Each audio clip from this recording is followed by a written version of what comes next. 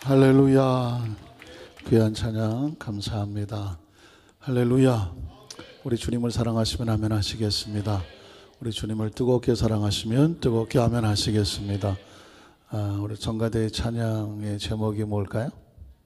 나는 행복해요. 이 찬양을 부르는 성가대원들은 얼마나 행복할까 유심히 지켜봤습니다. 진짜 행복해 보이시더라고요. 반주자도 얼굴이 너무 행복해 보이니 날짜가 점점 다가오는구나.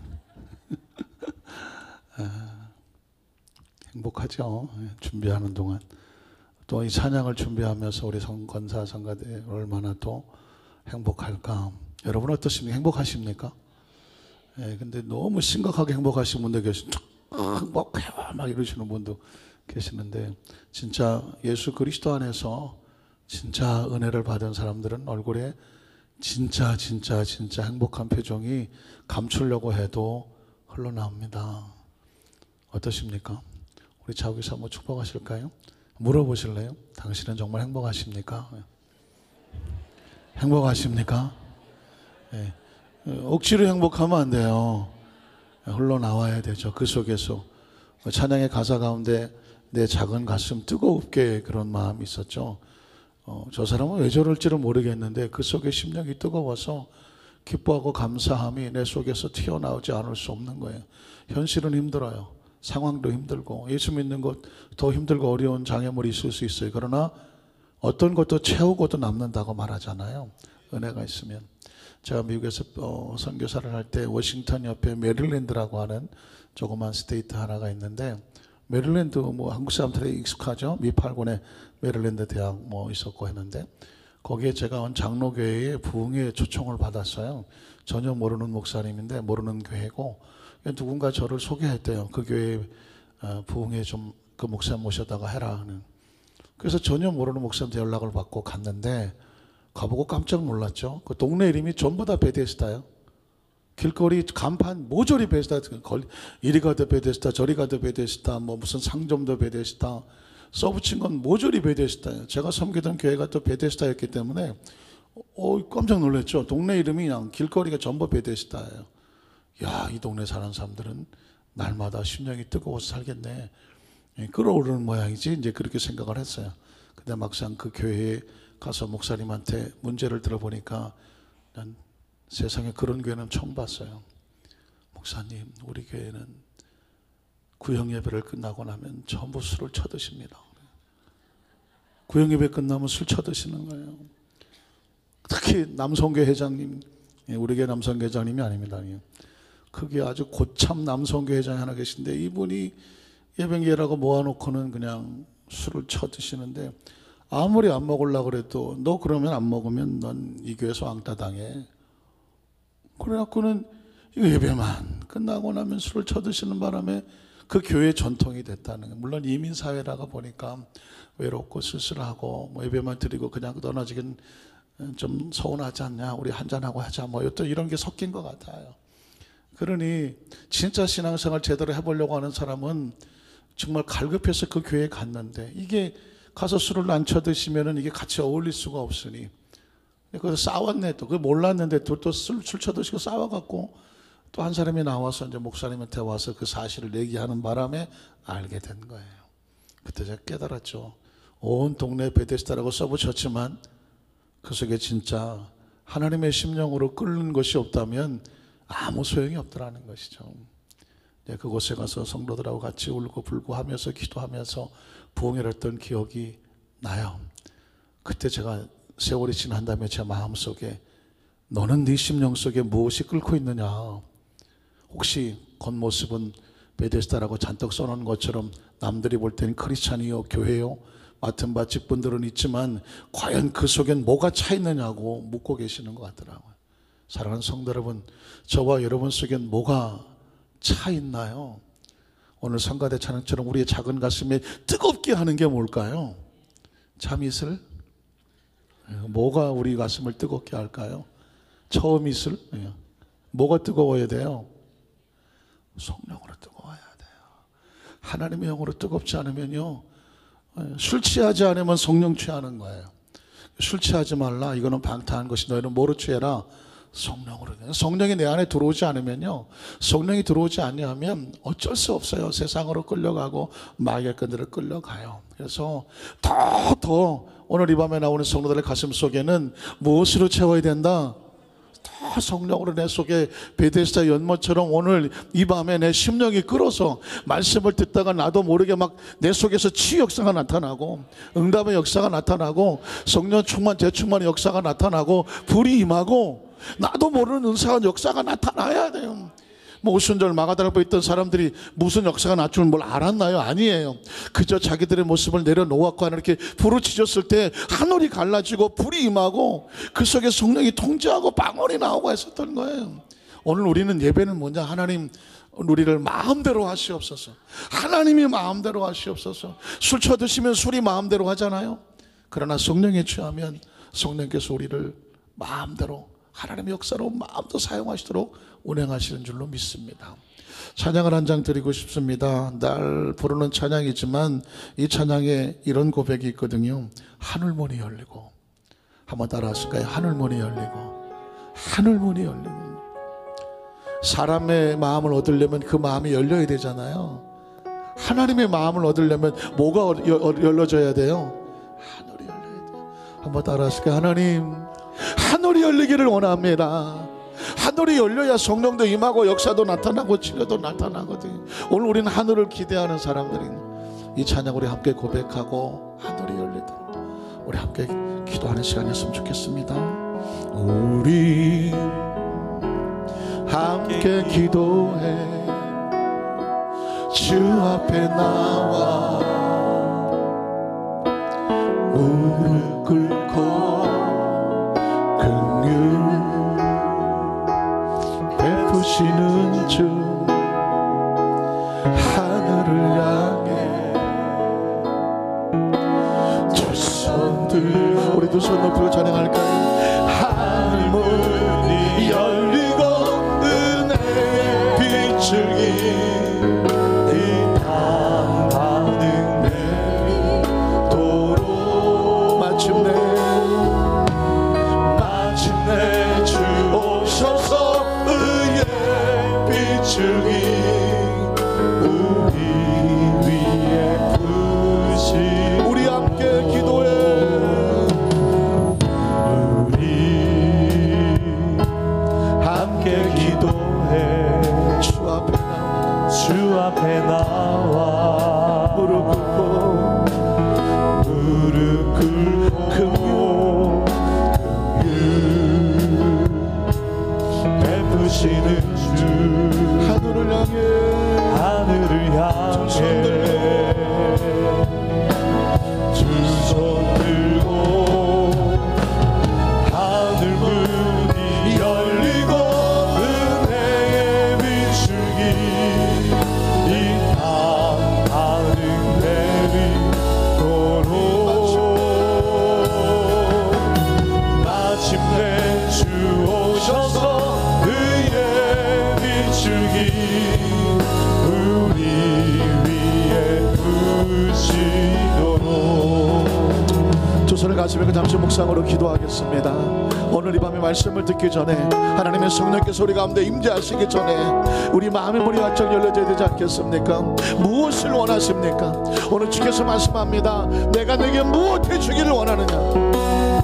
무엇이 절박하십니까? 무엇이 처절하게 급박하십니까? 하늘이 열리면 하나님의 어떤 것이 필요하십니까? 내가 내게 무엇 해주길 원하느냐고 주께서 물으십니다. 하나님, 우리 하나님의 성령으로 충만하게 도와주셔서 말씀이 떨어지면 말씀이 떨어지는 그대로 내 삶의 현장 가운데 성령이 나를 통제하고 지배하도록 이 시간에 성령의 불로 말씀을 듣는 가운데 뜨거워지게 하여 주시옵소서. 이 시간 우리 주여 3차하고 한 1, 2분 동안만 간절히 성령들과 통성으로 기도합니다. 주여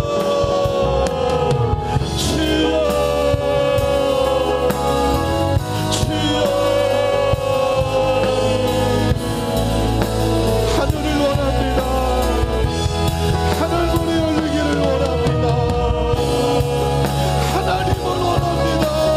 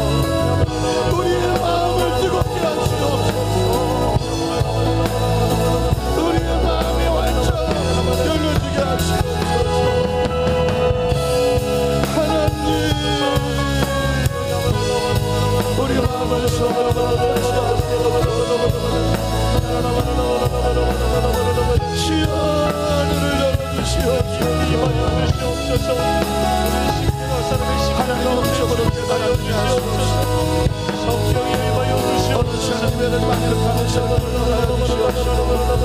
성령이 기름 부어주시옵소서. 예수의 피가 이곳에 임하게 도와주시옵소서. 오직 성령님께서만이 차오르고 역사하여 주시옵소서. 하나님의 거대한 영광을 우리 가운데 임하실 수 있도록 역사하시옵소서. 하나님, 하늘문이 열리고 하늘문이 열리고 은혜의 비줄기 빛나는 대리도로 마침내 주 오셔서 의의 비줄기 우리 위에 부으시고. 하나님 아버지 감사합니다. 한 주간도 격렬했습니다. 예상치 못한 일들도 많았고 이렇게 저렇게 부딪힌 일도 많았으며 바쁜 스케줄도 많았고 하나님 또 영적으로 방해하는 것들도 많았습니다. 생각대로 된 것도 있었지만 생각대로 되지 않았던 것도 있습니다. 그럼에도 불구하고 우리는 하나님의 사람들이라 오늘 이 밤에도 기도하지 않고는 견딜 수 없는 몸, 말씀을 듣고 말씀 안에서 영적인 자유와 평안과 성령의 능력으로 무장하지 않고는 견딜 수 없는 몸으로 그 심령으로 갈구합함으로 절박함으로 이전에 나왔습니다. 우리 사랑 우리 안산교회 오늘 머리 위에 하나님의 성령께서 바람같이 불같이 생수같이 운행하여 주시옵소서. 우리의 심령을 뜨겁게 하여 주시옵시고 성령님의 음성이 들려지게 하여 주시옵시고 내 안에 잠재됐던 모든 흑암의 세력과 저주의 세력과 절망과 좌절과 분노와 시기와 질투와 모든 부정적인 모든 흑암의 불신앙의 세력들은 나사렛 예수로 명령하는 이 시간에 각자의 모든 심령 가운데 묶임 막고 떠나 갈지어다. 두려움은 사라질지어다. 불신앙으로 떠나 가라. 하늘이 열려지게 도와주시옵시고 하나님 각자의 말씀을 듣는 가운데 성령의 세례와 충만함이 임하고 주님의 치유와 기적의 역사가 나타나게 도와주시옵소서. 성령의 통제로 성령의 사로잡힌 가운데 이 시간 예배가 우리의 삶을 바꿔놓는 귀한 축복의 생애 최고 예배가 되도록 역사하여 주시옵소서. 예수님 이름으로 간절히 축복하고 기도드리옵나이다. 아멘. 좌우 계신 분에게 믿음으로 선포하십시오. 오늘 당신에게 기적이 일어납니다. 치유 역사가 나타납니다. 응답의 역사가 나타납니다. 성령님이 운행하십니다. 할렐루야. 믿음은 익스펙테이션이라고 말했죠. 기대감입니다. 하나님께 나오는 자는 반드시 그가 살아계신 것과 자기를 찾는 자들에게 무엇을 주신다고요? 상을 주신다고 말씀했습니다. 그 상은 영어 성경에 보니까 리워드라고 말씀드렸죠. 무엇을 하는 자에게 거기에 보상으로 주어지는 것입니다. 하나님을 찾고 나온 자에게는 하나님이 그 찾고 나온 사람에게 주시는 하나님의 리워드가 있어요. 오늘 예배 가운데 강한 성령의 임재와 능력으로 각자 여러분의 심령 속에 하나님께서 하시고 싶어하는 일을 성령께서 자유롭게 마음껏 능력으로 역사하시기를 주님의 이름으로 축원합니다. 한번 따라 하실까요? 내가 이제야 참으로 알겠노라. 내가 이제야 참으로 알겠노라. 이런 제목으로 말씀의 은혜를 나누기를 원합니다. 성경은 굉장히 양이 방대하지만 그 성경을 인물의 관점에서 보면 인물을 중심으로 성경의 스토리가 연결되는구나 라는 것을 깨닫게 됩니다. 예를 들면 창세기 같은 경우에 가장 먼저 등장하는 것은 하나님을 제외하고는 아담과 하와죠. 그리고 가인과 아벨이 나오고요. 그리고 노아가 나오지 않습니까? 이쯤 가면 창세기 1장부터 11장까지 훅 하고 지나간 것이죠. 12장에 누가 나오나요? 아브라함이 등장을 합니다. 21장에는 이삭이 등장을 하죠. 28장쯤 되면 야곱이 등장을 하죠. 37장에 가면 누가 등장을 하나요? 요셉이 등장하면서 창세기 1장부터 50장까지는 전반적인 스토리가 전체가 들어오게 되는 거죠. 그래서 성경은 시대는 달라요. 인물도 다르고 사람도 다른데 누구의 역사다? 하나님이 그 시대 속에서 어떤 인물을 통해서 역사하시느냐, 그 스토리가 기록된 것이 바이블, 하나님의 말씀이라고 말하는 겁니다. 그래서 인류 역사를 재밌게 히스토리라고 말하거든요. 근데 히스토리의 뜻은 뭐냐면 그의 이야기거든요. 인류 역사인데 어떻게 그의 이야기가 될까요? 그는 누굴까요? 하나님이거든요.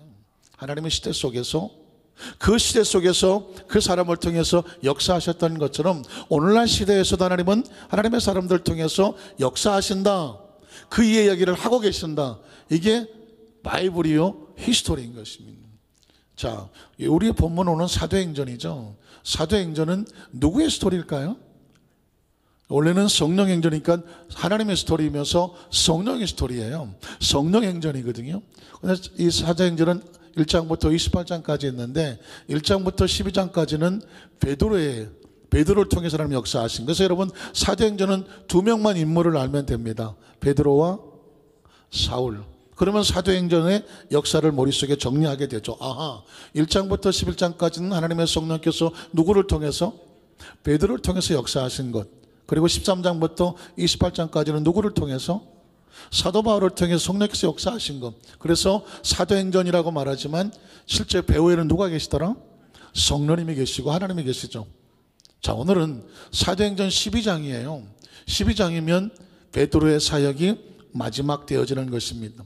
제가 1장부터 12장까지는 누구를 통해서? 베드로를 통해서 성령이 역사하셨다고 하는데 그 베드로도 복음서에서 나오던 예수님을 모른다고 부인하고 배반하고 도망을 쳤던 처절하고 비겁하고 비굴했던 그런 나약한 베드로가 아니라 성령의 충만함을 받고 새로워진 베드로, 달라진 베드로, 능력의 사람 베드로, 초대 교회를 세운 베드로, 죽은 자도 살리던 베드로, 앉은 배 일으켜 세우던 베드로, 당당하게 말씀을 선포하면서 하나님 말씀을 목숨 걸고 외쳤던 하늘나라의 성령의 증인 베드로, 이 베드로가 사도행전에 등장을 하는 것이죠. 사랑하는 성도 여러분, 하나님은 오늘날도 그 베드로 같은 사람도 성령께서 사용하셔서 놀라운 일을 행하셨다면 우린 여기서 아주 간단한 진리를 깨닫게 되시죠. 한번 따라 하실까요? 성령님은 우리를 통해서도, 나를 통해서도 역사를 나타내신다. 믿으십니까? 우리가 염려할 일이 아니에요. 베드로 같은 사람도 하나님의 성령께서 그를 통제하고 지배하고 다스려서 붙잡아서 그를 사용하시니까 세계가 뒤집어지는 역사가 나타나습니다. 믿음의 조상을 아브라함이라고 말한다면 초대교회의 믿음의 조상은 베드로가 교회의 터를 세우는 것과 마찬가지란 말입니다.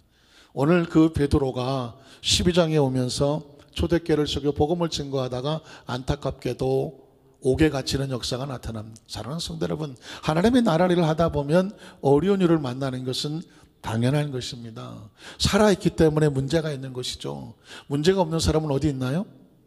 공동묘지에 가면 있습니다. 문제 없습니다. 평안합니다. 별 일이 생길 일이 없습니다.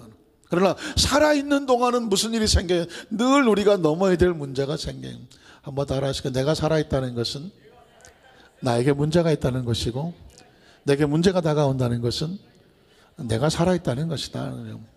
여러분 생각해 보십시오. 그 대단하고 놀라운 베드로도 복음을 증거하다가 헤로당에게 본보기로 잡혀서 감옥에 수감이 되고 맙니다. 그런데 우리가 교회가 무엇을 해야 되는지를 알게 되는 사도행전 12장 5절에 보면 베드로 옥에 갇혔을 때 이런 이야기가 나옵니다. 이에 베드로는 옥에 갇혔고 교회는, 그죠, 초대교회, 교회는 건물을 말하는 것이 아니라 교회 공동체를 말하며 성도를 말하는 것이죠. 교회 성도들을 뭘 했을까요? 그를 위해서, 그가 누굴까요? 베드로, 복음을 증거하다가 옥에 갇힌 베드로, 그를 위해서 간절히 하나님께 뭘 했다고요? 기도하다는 것입니다. 여러분, 복음을 전하는 베드로와 그 공동체인 교회는 뭐 하는 관계일까요? 서로 위기를 만나거나 어려움을 당했을 때는 뭐 해주는 관계? 기도해주는. 사랑하는 성도 여러분, 우리는 기도하는 관계입니다. 서로 기도해 주는 관계예요. 교회에 어려움이 생겼다, 여러분 어떻게 하시겠습니까? 목숨을 걸고 교회를 위해서 때로는 금식하고 철회하고 작정하고 모여서 기도하는 것이, 그게 크리스찬이에요. 그게 재직이란 말이죠. 그게 사명자들인 거예요. 구역에 문제가 있다, 같이 모여 기도합시다. 교구에 문제가 있다, 같이 모여 기도합시다. 어떤 문제가 있을 때 같이 모여서 기도하는 게 교회인 거예요. 특별히 베드로가 옥에 갇혔습니다. 초대교회 리더자며 그 사역에 앞서 있는 하나님의 사자가 옥에 갇혔습니다. 교회는 뭘 할까요? 아유, 베드로가 옥에 갇혔으니까 우리 이제 뭐 뿔뿔이 흩어지자? 아니란 말이죠. 공동 운명체에 목숨을 걸고 기도하는 거예요. 사랑하는 성도 여러분, 기도하십니까? 진정한 사명자는 어려울 때 같이 있어주는 것이죠. 우리가 아주 초등학교, 우리는 뭐 국민학교란 말이 익숙하긴 하지만 국민학교 때 바른 생활 혹시 기억하시나요? 거기에 나왔던 어떤 스토리 같아요. 어떤 두 친구가 산에 가서 이렇게 산 언덕을 넘어가는데 갑자기 도중에 곰을 만나게 되죠. 눈치 빠른 먼저 본 친구가 옆에 친구에게 말할 틈도 없이 아주 잽싸게 나무 위로 올라가죠. 살아야 하니까. 뒤늦게 봤던 친구는 나무에 올라갈 틈이 없어요. 그래서 어떻게 하죠? 죽은 척을 하죠. 왜? 곰은 죽은 것은 안 먹는다 라는 소리를 듣는. 그래서 죽은 척을 합니다. 곰이 다가와서 그 넘어져 죽은 척하는 친구에게 냄새를 맡아보죠. 호흡이 있나 없나. 그리고는 숨을 쉬지 않으니까 어떻게 해요? 그냥 가버리죠. 나무에 혼자 올라갔던 친구가 내려오고 나니까 왠지 뻘쭘하죠. 갑자기 자기가 정말 창피하기도 하고. 그러나 또 어떻게 합니까? 그 친구에게 말하죠. 여보게, 아까 그 곰이 자네에게 뭐라고 속삭이던데 뭐라고 얘기하던가. 뻘쭘하니까 얘기하는 거죠. 곰이 뭐라고 말했겠습니까? 그저 그 친구가 이렇게 말하잖아요. 뭐라고 말했나요? 그 곰이 나한테 이렇게 말하거든. 위기를 만났을 때 저 혼자 살겠다고 올라가는 놈은 친구로 삼지 말게. 그냥. 물론 그런 말을 했겠습니까만은 그렇게 말했다는 거죠. 그 얘기는 누구를 비꼬는 거예요? 저 혼자 살겠다고 도망간 놈을 비꼬는 거죠. 그게 초등학교 때 뭐 이렇게 바른생활책에 나왔던 것 같아요. 누가 진짜냐 가짜냐는 언제 하냐면 위기를 만났을 때 같이 있어주는 사람과 위기를 만났을 때 저 혼자 살겠다고 도망을 치는 것에서 진짜와 가짜는 위기 때 만난다는 거 알 수 있다는 것이죠. 물론 초등학교 교과서에 나와 있는 얘기긴 하지만 이솝이하에 나온 이야기이기도 하고요. 그러나 정말 그렇습니다. 하나님의 사자 베드로가 옥에 갇혔습니다. 사실은 그 전에 야고보가 순교를 당하고 나니까 헤롯이 어쩌고리 이거 지도자들을 죽이고 나니까 유대인들이 자기를 옹호하기 시작하는 거예요. 그래, 그럼 베드로를 죽여버리면 아주 내 인기가 하늘로 올라가겠구만. 그래서 잡아놓은 거거든요. 베드로를 죽이려고 잡아놓은 겁니다. 아주 위기를 만났죠. 그때 교회는 뭘 했느냐? 같이 기도했다는 것입니다. 사랑하는 성도 여러분, 사명자, 재직은요, 그 공동체에서 같이 목숨을 걸고 기도하라고 세우는 것이 재직입니다. 믿으십니까? 우리 장로님들, 우리 안수집사님들, 권사님들, 또 우리 각 지역자님, 구역자님들, 집사님들, 성도님들 마찬가지죠. 하나님의 나라를 위해서 우리는 어려울 때 뭐 하도록 세워졌다? 기도하도록 세워졌습니다. 이제 우리가 이제 조금 있으면 재직들을 세우고 심사를 하고 또 이제 후반기에 가면 재직 임명식도 하게 되는데, 재직 임명식 할 때 여러분 선서하셨던 거 기억 안 나요? 서약 하시죠, 서약. 서약 기억나시나요? 다 잊어버리시오. 서약 뭘까요? 교회가 어려울 때 목숨을 걸고 교회를 지키겠느냐. 주의 종을 도와서 목회 방침에 순종하여 이 교회가 하나님의 나라 속에 열심히 할 수 있도록 여러분이 끝까지 사명을 붙잡고 함께 서주겠느냐라고 서약을 하죠. 그리고 그 서약을 하고 여러분이 명찰을 달았다는 말입니다. 사실은 이 말씀을 감하면서 초대교회가 항상 평탄하지만은 않았어요.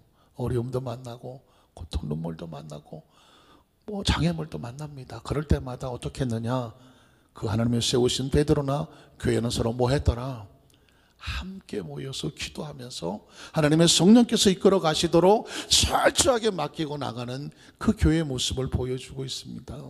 사랑하면서 그래서 여러분 가정에도 문제가 있으면 기도 제목을 우리 교구장님들에게 내어주시고 또 교구장님 통해서 또 저에게도 책상에 주시면 우린 같이 뭐 할까요? 기도하는 것입니다. 자, 이와 같은 상황 속에 있었을 때 하나님께서 오늘 성경의 본문의 내용은 뭐냐면 이 베드로를 그 감옥에서 건져내시는 초자연적인 역사가 있습니다. 자, 사도행전 12장 6절을 한번 가볼까요? 6절에 가보니까 헤롯이 잡아내려고 하는 그 전날, 이제 베드로를 죽이려고 하는 것이거든요. 헤롯이 잡아내려고 하는 그 전날 밤에 베드로가 두 군인 틈에서 두 쇠사슬에 매여. 자, 혼자 자지도 않아요. 양쪽에 군인이 있어요. 그리고 뭐에 묶였나요? 쇠사슬에 묶였습니다. 쇠사슬에 묶였는데 파수꾼들도 문 밖에서 옥을 지켜요. 도망갈 수 있을까요? 없을까요? 도망갈 수가 없어요. 인간의 힘으로는 도무지 도망갈 수 없는 상황인데, 놀랍게도 7절에 보면 이런 일이 벌어집니다. 호련히 예상치 못한 별안간, 순식간 갑자기 누가 나타납니까? 주의 사자가 나타났다고 말하고 있습니다. 이건 3차원적인 사건입니까? 4차원적인 사건입니까? 4차원적인 사건입니다. 제가 정말 오래간만에 3차원, 4차원을 이야기하고 있습니다. 제가 한동안 4차원 이야기를 하지 않았습니다. 힘이 없었습니다. 왜냐하면 3차원 얘기는 세상에 나보다 똑똑한 사람들이 더 많이 합니다. 굳이 여기 와서 3차원 얘기 들을 이야기는 별로 없습니다. 그러나 4차원은 자신이 있습니다. 4차원은 여기서 들어야 되거든. 왜냐하면 여러분 생각해 보십시오.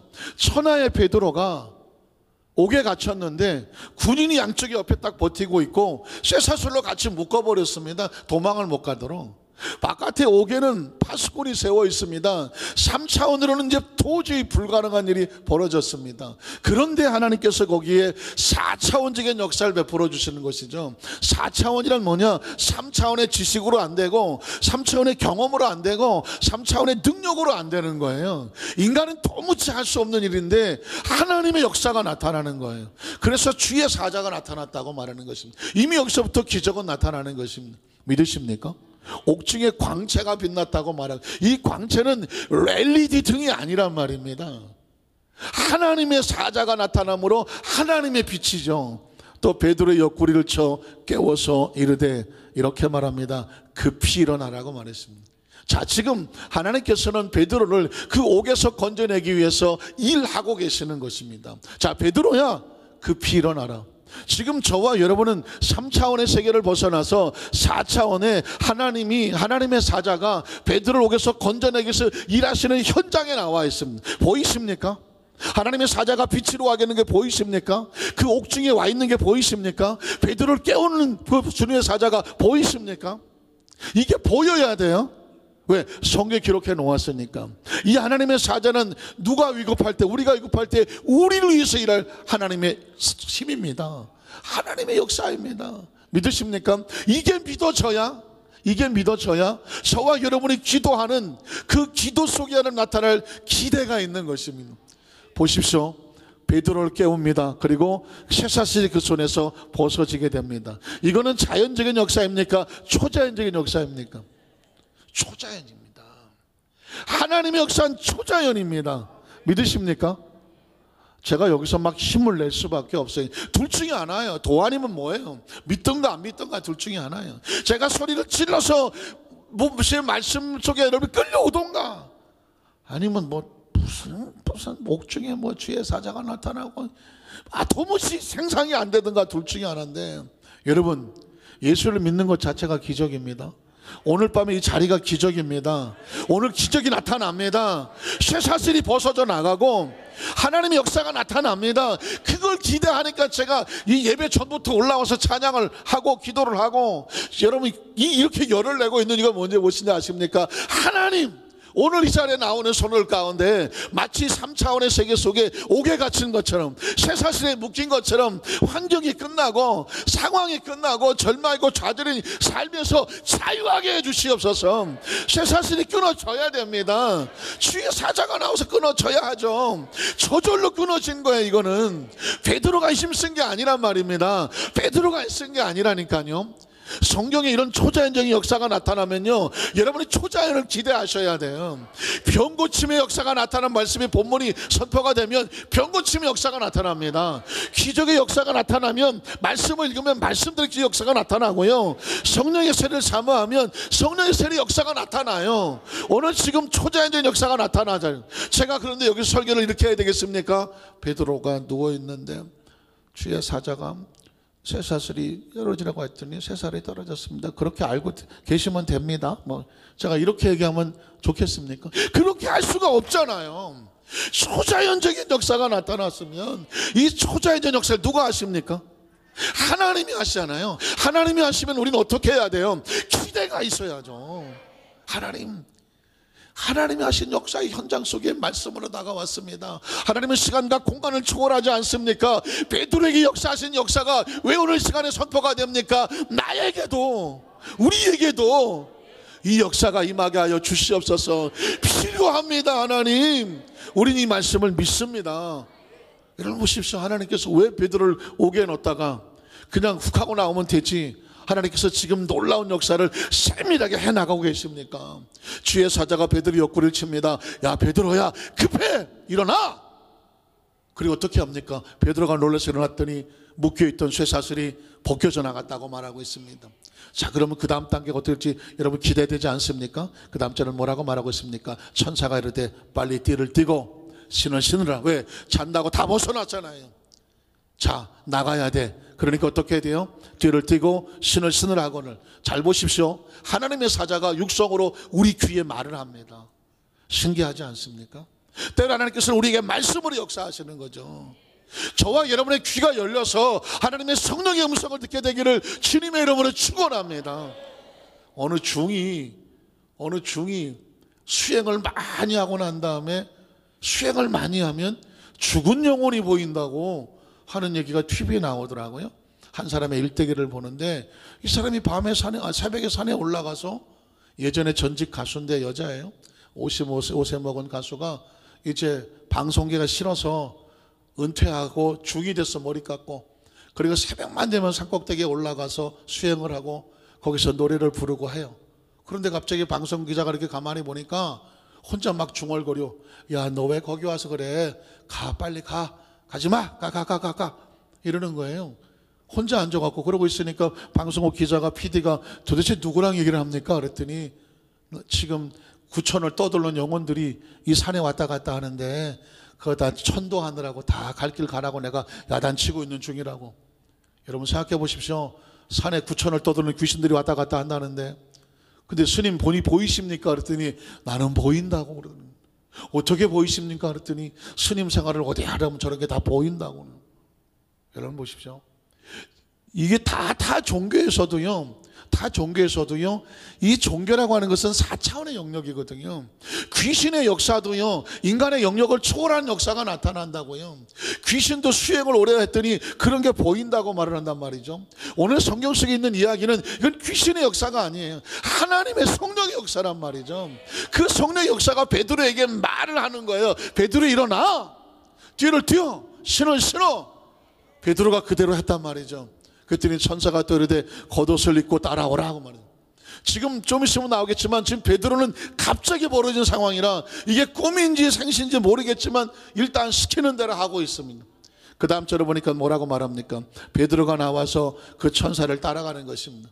천사가 하는 것이 생시인지, 생시는 실제죠, 환상인지 모르겠다는 것입니다. 잘 보세요. 천하의 베드로 아닙니까? 오순절 마가다락방의 초자연적인 역사로 성령 받고 불 받고 방언을 말하고, 사도행전 3장에는 나사렛 예수 이름으로 안진병이 일으키고, 한 번 설교에서 3,000명 5,000명의 구원을 받고, 심지어 사도행전 10장에 가면 고넬료 집에서 설교할 때에 성령이 내려서 이방인들이 불 받는 걸 보았단 말입니다. 그럼에도 불구하고 지금 12장에 자기가 옥에 갇혀 있으니까 자기한테 벌어지는 초자연 역사에 대해서 이 사람이 지금 이게 꿈인가 생신가 아직 분간을 하지 못하고 있는 거죠. 자, 그 다음 절에 보면 이에 첫째와 둘째 파수를 지나 시내로 통한 세문에 이르니 문이 어떻게 열려요? 저절로 열려요. 이게 지금 3차원적인 사건입니까? 4차원적인 사건입니까? 자연적인 역사입니까? 초자연적인 역사입니까? 하나님의 나라는 자연적인 역사입니까? 초자연적인 역사입니까? 초자연적인 역사예요. 제가 예수를 믿고 나서 성경을 읽어도 성경을 스토리를 읽었거든요. 그리고 늘 과학과 싸웠죠. 예수를 믿었는데도 불구하고 초자연이 믿어지질 않는 거예요. 그러나 예수를 믿고 나서 어느 날 성경을 읽다가 보니까 예수 이름 역사가 나타나는 것을 믿기는 하겠는데, 성경 속에 있는 걸 절대적으로 믿던 것은 뭐냐면 3차원과 4차원의 세계가 영적으로 분갈되면서부터 제 마음속에 설교 속에서 강의 속에서 뭐가 나오냐면 4차원에 대한 신앙이 없으면 크리스찬이 힘이 없다는 걸 알게 됐습니다. 베드로를 보십시오. 감옥에 갇혀 있으니 3차원에 갇혔잖아요. 그러니까 그렇게 4차원의 역사를 하던 이 베드로조차도 4차원의 의식을 잃어버리면 어떻게 된지 아십니까? 3차원으로 추락하는 겁니다. 난 여기서 죽었구나. 착고에 쌓여 쇠사슬에 갇혀 있지. 감옥에 두 군사가 내 옆에 자고 있지. 파수꾼이 문 앞에 서 있지. 내일이면 내가 목이 날아가겠지. 절망하고 있잖아요. 그러니까 천사가 와서 깨워서 착고가 떨어져 나가고 문이 저절로 날리는데 베드로가 뭐라고 말해요? 이게 꿈인가? 생신가? 하고 있죠. 이야기는 뭘까요? 4차원적인 신앙에 대한 절대적인 믿음을 갖지 못하고 있는 거예요. 사랑하는 성도 여러분, 제가 간혹 가다가 그 설교를 하죠. 예수의 생명으로 유방암 말기했던 한 환자를 놓고 기도하다가 절망에 빠졌던 이야기. 왜? 기도해도 안 되는가 보다. 그러나 그걸 뚫고 나가서 하나님께서 기적으로 그 성도를 고치고 난 간증을 잊어버릴 만만 하죠. 그러면서 제가 이렇게 말하죠. 여러분, 한 설교를, 한 간증을 왜 자꾸 하느냐고. 여러분 들으라고 하는 게 아니라고 말하죠. 누구 들으라고 하는 거예요? 나 들으라고 하는 거예요. 제가 목사인데요, 그렇게 4차원의 설교를 하고 수많은 기적을, 역사를 체험했음에도 불구하고 이 사고 속의 의식 속에 하나님에 대한 절대 믿음에 대한 기적을 내가 여기 의식하지 않으면 기적에 대한 기대를 잊어버려요. 기도하면서도 역사가 나타난다는 기대감을 잊어버린단 말입니다. 그래서 우리는 어떻게 해야 되냐면 날마다 4차원의 신앙으로 무장을 해야 돼요. 날마다 기대를 해야 돼요. 오늘도 기적은 일어납니다. 오늘도 치유역사 나타납니다. 어제 안 일어났다고 해서 오늘 별 수 있겠어? 아니에요. 어제 별일 없어도 오늘은 기적이 일어납니다. 어제까지 응답이 없어도 오늘 역사가 나타날 수 있습니다. 그러니까 우리 마음속에 이 자리에 나왔을 때도 기대감으로 나와야 돼요. 왜 베데스다 연못이 필요한가? 그거 그냥 들어가서 한 명밖에 안 낳는 그 기대가 왜 베데스다 연못이 필요한가 했더니 이유를 알았어요. 모든 사람이 기대감을 갖게 하는 거예요. 사랑하는 성도 여러분, 오늘 이 성전은 베데스다 연못과 같아요. 이 성전에 나오는 사람들이 다 기대를 가지고 나오셔.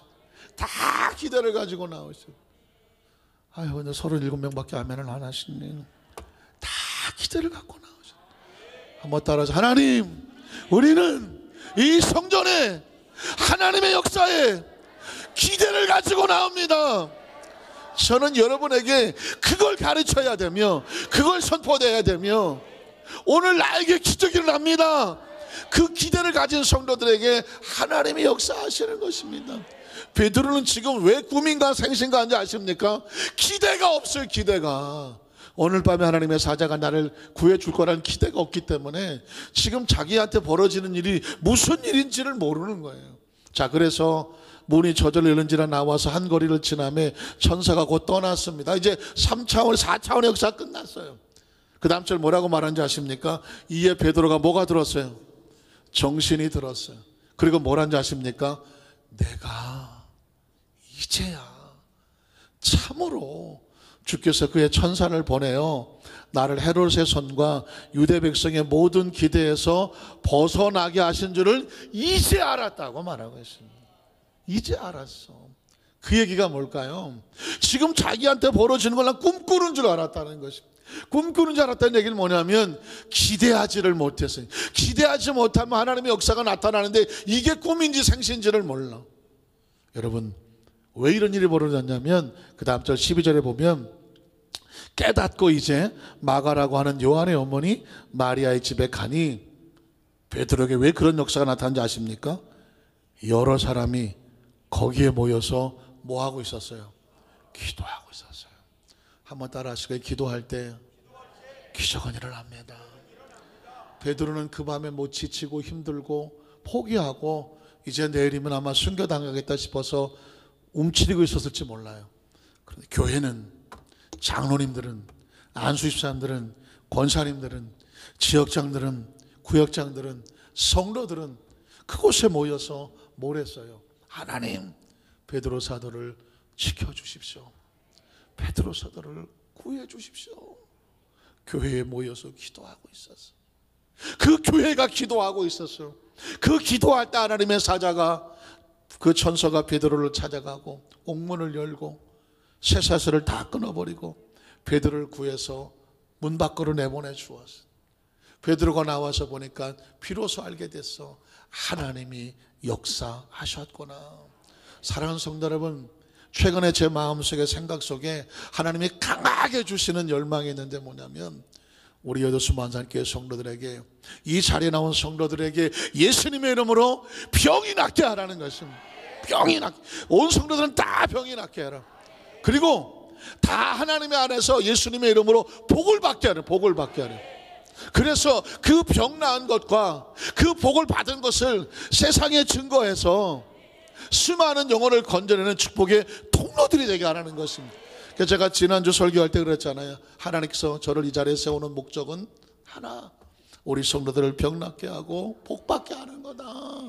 그래요. 예수님도 이 땅에 오셔서 하신 게 뭔지 아십니까? 병든 자를 고치시고, 병든 자를 고치시고 영혼을 건져내서 하늘나라의 복을 받게 하셨어. 그리고 가버리셨네. 그리고 우리 가운데 성령님을 주셔서 너희도 가서 병든 자를 내 이름으로 고치고 가서 내 제자 삼으라고 말씀하셨습니다. 여러분, 이번 주일날 주보에 보면 우리 상록교구의 한 성도님의 간증이 나올 거예요.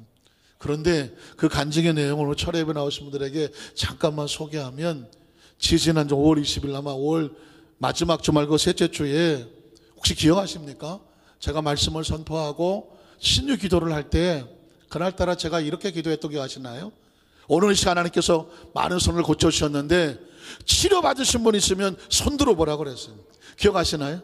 제가 아마 이때까지 설교하면서 그렇게까지 구체적으로 손 들어보라고 했었던 일이 별로 없었어요. 그러니까 5월 셋째 주에 제가 그렇게 선포를 했습니다. 그랬더니 손을 번쩍 드신 분이 별로 없고, 이렇게 드시면서 이렇게 마치 이렇게 드신 분이 있어요. 그래서 참 또 있다고 제가 막 그랬어요. 하나님 고쳐주시는 강하게 역사하시는데 손 들고 하나님께 영광을 돌리라. 그래서 여러분이 손 들고 그랬던 기억이 나요. 그런데 여러분, 그날 하나님께서 많은 성도들을 고쳐주셨는데 그 중에 한 분이 간증을 하시는 거예요. 한 성도님께서, 제가 대략으로 좀 줄여서 얘기하면 10여 년 동안 디스크로 인해서 허리 통증으로 너무너무 고생을 하시는 거예요. 수술을 하라는데 수술도 안 하고 아플 때만 병원에 가서 1년에 두세 차례씩 들어가서 병원에 꼼짝없이 입원하고 나오고, 나중엔 이게 어깨로 올라오고 척추까지 와서 목 디스크가 돼서 목이 안 돌아갔다는 거예요. 그래서 그 10몇 년 동안 그렇게 고통을 당한, 목도 안 돌아. 그래서 교회도 들락날락 하셨어. 또 직장도 다니고 그러시는 것 같은데, 그랬는데 그날 저녁에, 그날 예배에 11시 예배에 참석을 하셨는데 그 시간에 하나님께서 기도하는 가운데 막 등으로부터 이 척추를 타고 허리까지 강한 막 뜨거운 어떤 성령의 기운이 온몸을 타고 내려가더라는 것입니다. 그래서 자기를 치유하고 계시는구나 라는 걸 느꼈는데, 목사님이 손 들어보라 그랬는데 앞에 분은 손 들었는데 자기는 손을 못 들겠더라고요. 그래서 이렇게 손 들었대요. 이렇게. 근데 제가 마지막 신유 기도를 또 할 때 이 머리부터 내려왔던 그 뜨거운 기운이 허리를 타고 그냥 온몸에서 빠져나가더라는 것입니다. 여러분은 뭐 허리 안 아파서 잘 몰라서 그러시는 거예요. 하나님, 우리 감사 박수 할까요? 그런데 여러분 보십시오. 그날 집에 나가셨는데 허리가 돌아가고 어깨 돌아가고 목 돌아가고, 여러분 원래 잘 돌아가시니까 별로 반응이 없으시지만 그날 집에 가서 펑펑 울었다는 것입니다. 하나님이 나를 고쳐주셨다고. 하나님이 고쳐주시면요 한 방에 깨끗이 고쳐주시는 거예요. 10몇 년 동안 허리 디스크, 뭐 척추 디스크, 어깨, 목 디스크, 못 돌아갔던 사람이 하루아침에 돌아가 봐요. 놀라운 기적입니다. 그래서 그 주위 사람들에게 전도하기 시작을 하고, 이제는 정말 하나님 열심히 믿고 섬기겠다고 간증을 하나 이제 써서 올릴 거예요. 자세한 내용은 간증을 보시면 되고요. 근데 그 시간에 그분뿐만 아니라 어떤 분이 손이 아프시면 나은 분도 있고 몇 사람의 간증이 있으시더라고요. 제가 그때 왜 그걸 기억하냐면, 그 말씀을 선포하고 기도할 때 제 마음속에 강한 열망, 하나님이 이렇게 말씀하시는, 또다시 하나님의 치유 역사는 시작된다고 말했습니다. 하나님 역사는 또 일하기를 원하셔. 이 자리가 베데스다 연못이 되기를 원하셔. 그러려면 어떻게 했냐 하십니까? 열망을 가지고 나와야 돼요. 기대를 가지고 나와야 돼요. 열정을 가지고 나와야 돼요. 여러분 가지고 있는 여러 가지 얽혀설킨 문제 하나님 반드시 응답해 주실 거예요. 왜냐하면 하나님 여러분 복을 주시길 원하세요. 베드로가 옥에 갇혀 있으니까 강제로 끄집어내버리잖아요.